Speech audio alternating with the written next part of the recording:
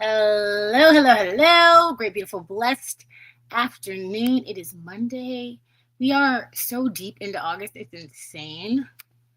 I cannot believe it. Okay, so we should be set up everywhere. If you can see me, you should be seeing me from either Facebook, Instagram, or YouTube today. Please let me know that you see me. It's been a day. I'm so excited about it. So let's talk about our guest today. Yes, we have a guest, and I am super excited. We have like a trend of having doctors in. Oh, but if you don't know me, my name is Tenille, and I help women that have been diagnosed with lupus or other chronic illness go from confused and discouraged to healed, hopeful, and in control of the medical narrative.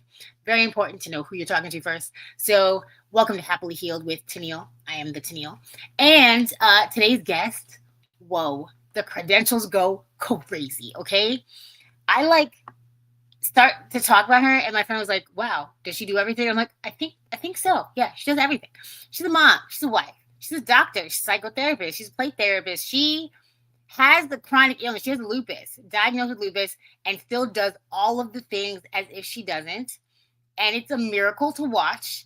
I just kind of randomly found her Instagram page, and I was like, oh, wow, like she's really on it. She's really on it. I didn't even know the depth. And I went to her website, and I was like, what? I was like, I need to talk to this woman, and we need to investigate further. Okay, group? So that's what we're going to do. Welcome, welcome, welcome.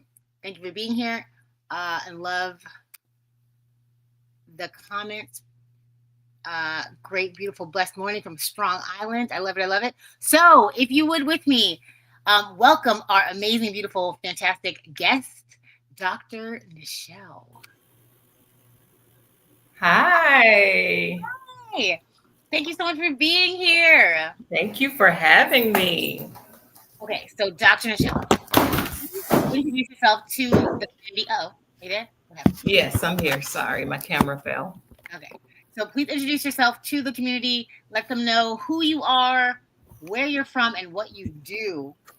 This could be the whole podcast because you do everything. But yes, who you are, where you're from, and what you do.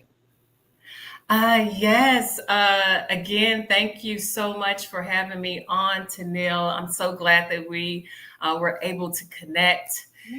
Like you kind of stated, I am a licensed psychotherapist for the past 20 years. Also, wife, mom, professor. So I teach at one of the major universities here in the Dallas area.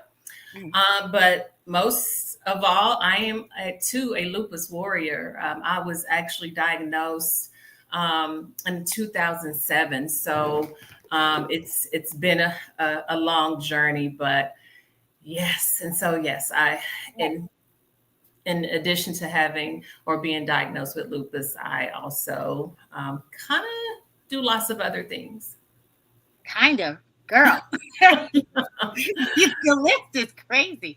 Okay, so 2007. I put in my notes 2008. I don't know. I must have misheard on recording. So, 2007.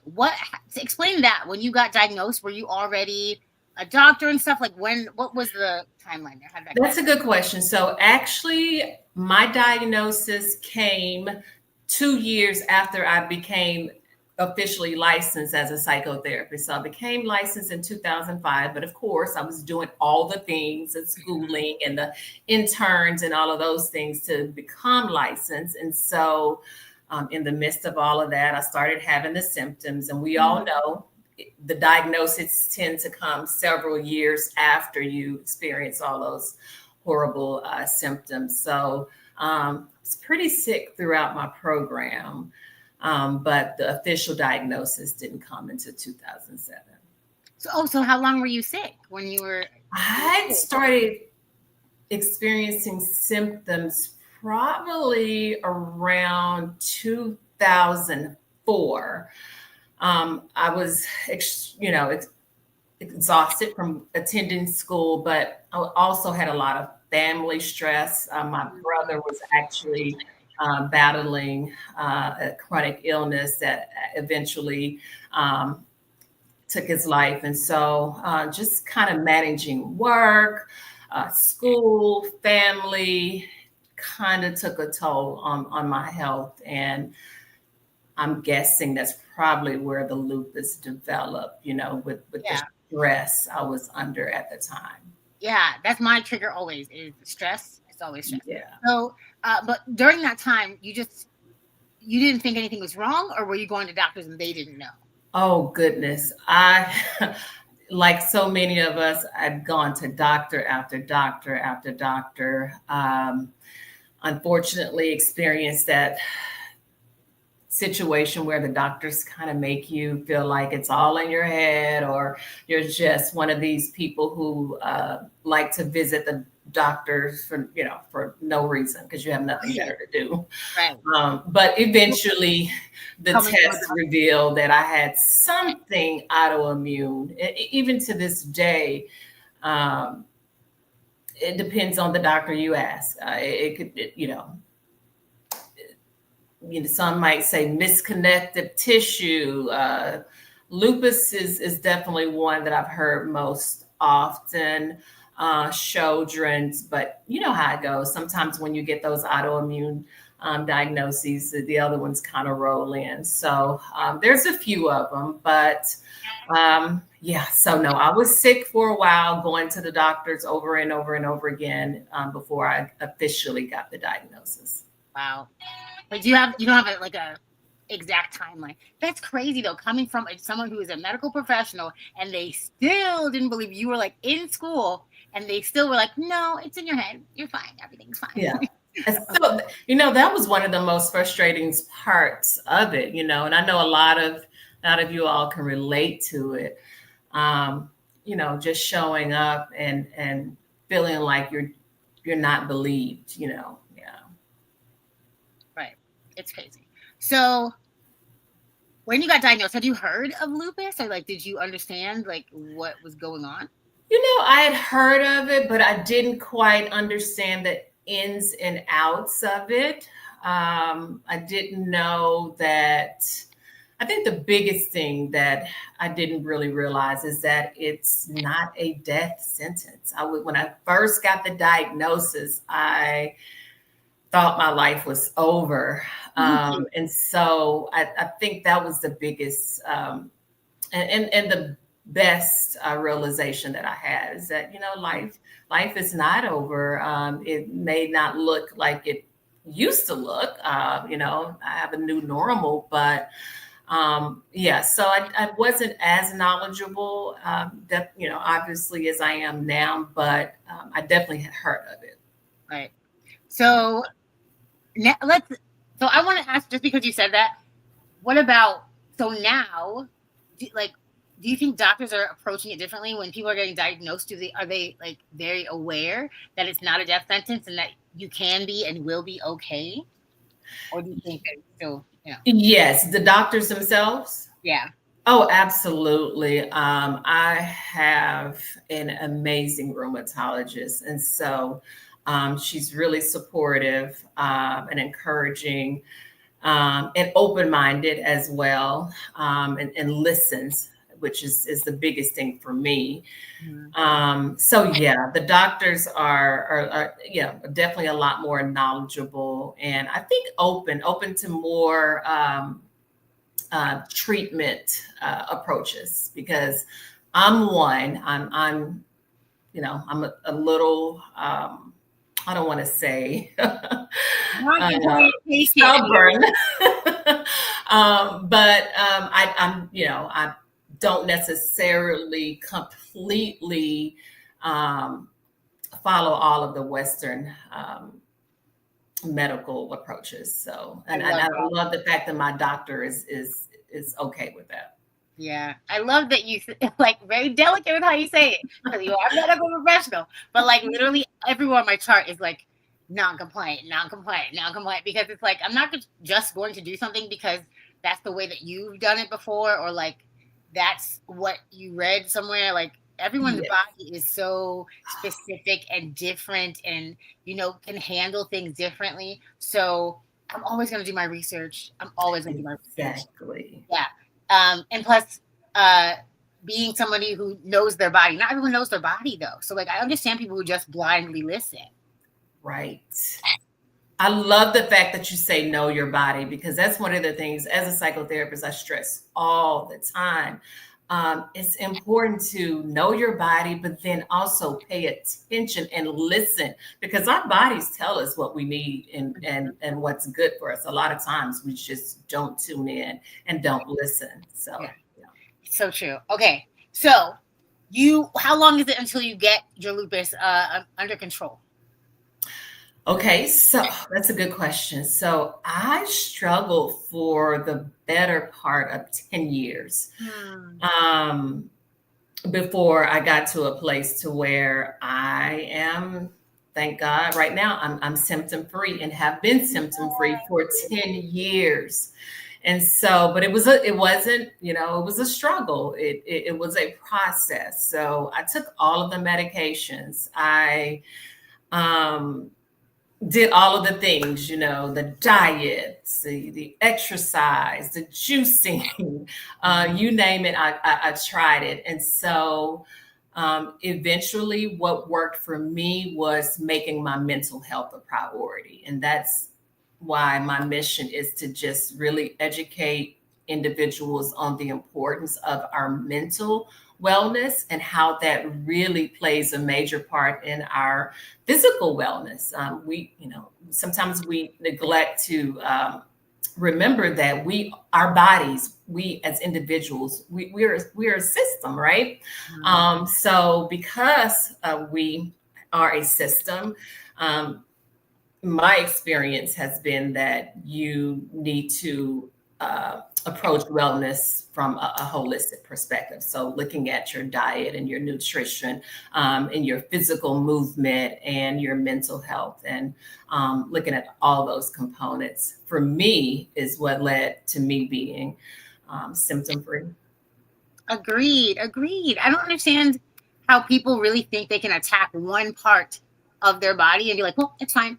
Knowing that your mind controls everything. Do you know, like, maybe because I am like a super empath that like I really understand the connection of like if I feel terrible emotionally, mentally, I can throw my body into any kind of like really bad feeling. So maybe if people are not connected that way, they don't actually get that. But I knew that from young. Like if I am mentally not okay, emotionally not okay, my body's gonna feel it. Like I ache from feeling sad or upset or whatever it is.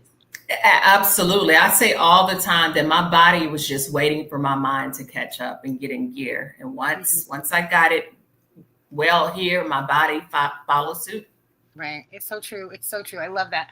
I did all the things also. Like I'm a vegan. I have put myself into remission on diet only multiple times. However, doing just diet and not handling the mental emotional situation or physical like moving your body, all that, if you don't do it all, you're not doing anything. Like your body will maybe click into it for a second, but if you are not doing everything, you're not doing nothing. That's exactly how I feel. Yeah. Okay. So we're gonna switch gears. Thank you so much for sharing that story with us. Like, everyone's diagnosis story is so different. I really love hearing all the different aspects, especially for somebody who was in school and like getting the medical professional brain together and still had a hard time. That grows. I want to switch over into now you wrote this book. Friends, I want to tell you that Dr. Nichelle told me just very like super cutesy. Oh, I wrote a book and and I'm like, oh great, like send me over all the information. And when this moment sent me the book title, I was like, what? Huh? Excuse me? Huh? Like I want to say I'm not like the most innocent human, but I reserve my curse words. Like I don't really curse that often. Like if I curse, something serious going on. Yeah. I've read this book title times and I'm like, well, am I cursing to myself? Right? What is going on? I'm gonna put up the book title so that everyone can see the dilemma that I was in. Yeah.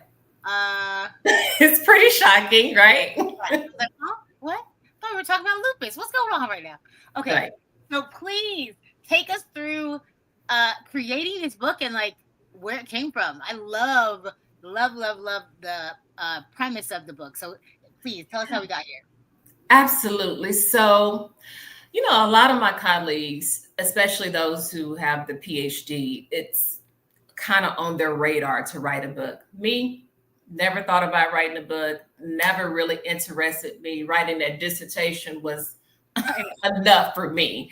I didn't want to, ever have to put pen to a paper or anything ever again in life. But what happened was one day a really good friend of mine came over to my home, and we were just sitting talking, having dinner, and she broke down in tears, and she was explaining to me that she was having some issues with some friends in her circle.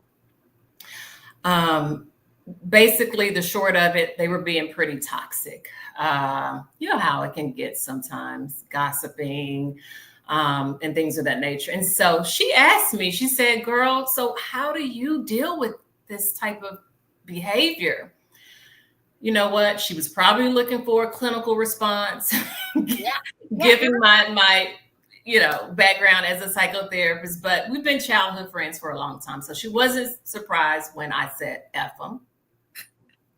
That's the mood I was in that day. I was just like, girl, F.U.C.K.E.M, because I don't know if I can say the word. But later that night, I got to thinking while I was in bed. That is where I do a lot of my thinking and reflecting. And so I thought to myself, as a psychotherapist over the past 20 years, what have you done to help people deal with toxic dynamics? And so that's where the F.U.C.K.E.M framework for dealing with toxic people came from and was born. And so within that 6 principle framework, these are real strategies that I've used for the past 20 years that work to help people manage toxic relationships. And so, F, focus on yourself. U, understand your worth. C, create boundaries. K, keep your peace. E, embrace positivity. And M, move your body. Hey, I love it. I really do. I love that it's an acronym. I love that you get to just randomly curse if you're reading a book. But also I love anything that you've ever wanted to know is hidden somewhere in a book. And I love that you just took that inspiration like from someone who never wanted to write a book. If you know that you never cared about it and then you felt called to do this, I know it's a good book. Like I know it's a Thank passion you. project. It's not just like, well, I wanted to show my PhD on the back of a book cover. So Right. like I'm excited about this book. This is really, really cool. And could you tell us one more time the acronym again, just so people can get it? Absolutely. So these are 6 principles, and they are, and the strategies. So within each principle, I actually give 3 techniques that you can use on a daily basis. Now, these are not these real intricate clinical type strategies and technique. I was very intentional about making them easy to implement, and you don't have to have a PhD to understand it and to implement these strategies. So, but the overall principles, focus on yourself, and they build upon themselves. I was very intentional about making them build upon themselves. So focus on yourself is at the heart or the center of the framework, because if you don't have self-focus, you really can't do any of the other things. And let's face it, that's where a lot of us kind of miss the mark. We don't focus on ourselves. We focus on everybody else, man, especially as women and Black women. We are the go-to. So we are managing everyone's chaos, and we just kind of forget about ourselves. So I was very, very intentional about making focusing on yourself the center and the heart of the framework. So focus on yourself, understand your worth, which if you're not focusing on yourself, how can you really understand your worth?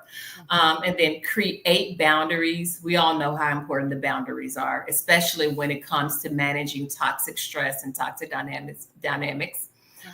Embracing positive, keep your peace, and then embracing positivity, and then M, move your body. I love it. I love it so much. And When you were saying that about focusing on yourself, I remembered there's like a news story or something, and a little boy was saying, my mom always told me, like, if I'm lost or if I'm in trouble, look for a Black woman. Like, a Oh, Black woman will take me where I need to go and find me my mom or whatever. And I'm like, wow, that's so crazy that we genuinely have a reputation of like being the safe space. And we're not often the safe space for ourselves. And that is so crazy. Like, yeah, why yeah, did we learn that? How did we learn that? All of us. Like, what? It's so yeah. Yeah, it's something that's been passed down. You know, back in the day, you know, our grandparents and great grandparents, yeah, it was a survival strategy, but we don't have to do that now, right? And so we just have to unlearn. But we've become, as Black women, masters at scanning the room and the environment for what everybody else needs and just kind of picking up on what everyone else needs, but nobody's checking in on us and what right. we need, and we forget about ourselves. Right. It's crazy that we get to be adult women who find that in a book. Like, oh, maybe we should check in on ourselves. I think about that too. Like as a kid, I'm like, oh, when I grow up, I can't wait to be like my mom and have a toothbrush for people who come over, or like have socks in case, like have their life prepared for them in case they need something. And I'm like, girl, what about what you need? And like, what about Right. right? Like, it's so Yes. interesting. Yes, I'm excited for this book. When does it come out, or is it out already? It's not out already, but I'm looking to release it this fall, no later than the winter. Okay, awesome. I love that. Yeah. Keep us posted. I will, share all of the things that happen with it. I definitely want to support Thank your book you. release whenever that is. And before that, what is a like takeaway, a nugget, some kind of inspiration, motivation, something you want to leave the audience with? If they don't remember anything else from this interview, what is one thing that you want to leave them with? So I want to make this really specific to our lupus warriors. Just remembering that self-care, especially when you have lupus, it's not, and I know this saying is going around a lot. Self-care is not a luxury. It's, you know, it's a must. But really, in the case of us with lupus, our lives depend on it, right? We cannot really afford to allow toxicity to infiltrate us on a constant basis because our health really depends on it. So Right. really, that's really what I want to leave with everyone. Managing stress and creating those boundaries is very, very important for us on a whole nother level. And it's not just about swallowing the medication or eating right. It's about just protecting your peace. It's peace is paramount when you have lupus and any type of chronic illness. Yes, I need a T-shirt that says that. Peace is paramount. Leave me alone. Yes. Okay, I'm gonna get into some of the comments before we leave here. So on Facebook, we have the beautiful warrior mom herself, and it says, "Beautiful wisdom here, 100%. Thank you for sharing this today." She's on live. Let me know if you guys are live or if you're on the recording. If you're live, leave an L. If you're on the recording, put an R, just so I can be nosy and look back at it. Yes, I agree. Diagnosis is not a death sentence. We have on Instagram, welcome, Dr. Nichelle. Greetings from Jacksonville, Florida. Great afternoon from Strong Island. Value. Wow, 10 years. Yeah, it's a long time for them to really get this under control. Amen on being symptom free. Fantastic book title. I love that acronym. The title is an awesome acronym. 100% true. We always put ourselves on the back burner. What does the E stand for? Embrace positivity. So it's one thing to ward off toxicity, but then take it a step further. Embrace positivity. So bring in as much positivity as you can. And so in the book, some of the things I name: doing volunteer work, going out and joining groups that feed into you that instead of pull the life out of you. So things like that. Yeah, and that's the thing too, is why I think it's also very easy to forget yourself, because it really does feel really good to help people, and it feels a little bit easier to help other people than to help yourself. You're like, let me give you this amazing relationship advice, knowing that I'm single as a dollar bill. But this advice was very good that I gave you, know? So, Yeah. Okay, so where can people find you if they're looking for you? So just follow me on Instagram under Dr. Nichelle, Facebook, Dr. Nichelle. Lupusfreedom.com is my website that that you can go to just to learn a little bit more about the work I do specifically with women who have lupus. And so, yeah, just Dr. Nichelle. And then, like I said, Facebook, TikTok, I'm under Dr. Nichelle Therapy. But yeah. Awesome. Thank you so much for being here today. We really put the time taken out of your busy doctor schedule and different time zone. But this was amazing. And let us know whenever this book comes out, okay? I'm going to tag her in all her things in the recording upload. And when she comes with the book, we're gonna support, right, Lupies? We got this, right? My chronic illness crew, we got this. Let's make it a top seller, however that works. Bestseller, yes, thank you. And feel free to message me directly so that you can be the first to get a copy. I'd be happy to make that happen. Yeah, I'm excited. Let's do it. Okay, so have a great day. Thank you so much. I'm going to stay a little longer and talk about what's happening tomorrow, because we know what's happening tomorrow. Okay, I can't wait to see you tomorrow. Thank y'all. Okay, so what's not amazing? She's amazing. Like, just like the most down to earth and the most like knowledgeable. It's crazy. So, and she'll be there tomorrow also. And if you don't know what tomorrow is, where have you been? What have you been doing? What's going on?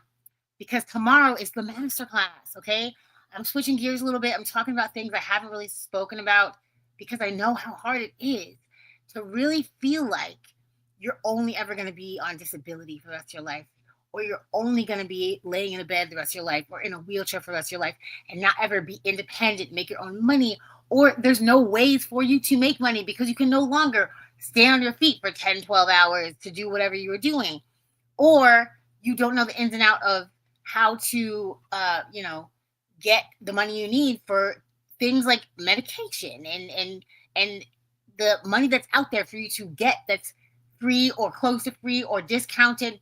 There are all kinds of things that you need to know as somebody with a chronic illness.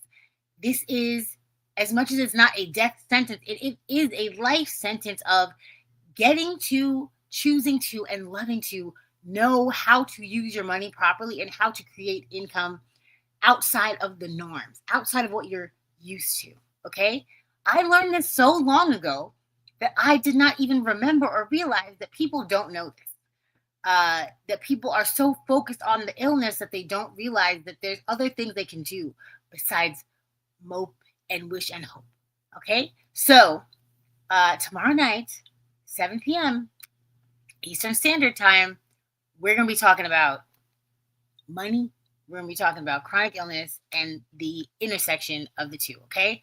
I am so excited. I'm very excited. I'm ready to blow the top off this thing. Like, bring a notebook, bring an open mind, and we're going to have some fun. You know me. We're going to have some fun, but we're going to talk about the hard stuff, the money stuff, okay? So be there. And make sure you register. The link is everywhere for you to register. If you have not already registered, go ahead and reach out to me. Get in my inbox. Comment on this live.